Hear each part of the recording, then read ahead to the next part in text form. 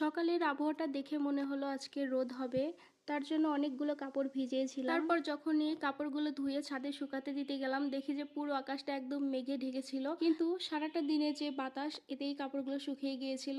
তো এরপরেই তো পূজার জন্য আমি সমস্ত ফুলগুলো তুলে নিয়েছিলাম। এদিকে পুচকুটা কোলে উঠেছে, ও আর কোনোভাবেই ও নামবে না। তারপর অনেক জেদ করছিল, তো ওকে বাসায় নিয়ে আসলাম। মেয়েকে বললাম যে তুমি আজকে পূজা করো। তারপরে মেয়ে স্নান করে পূজা করছিল, আর এদিকে পুচকুটাকে ঘুম পাড়িয়ে দিলাম। ও ঘুমানোর জন্য এতক্ষণ জেদ করছিল।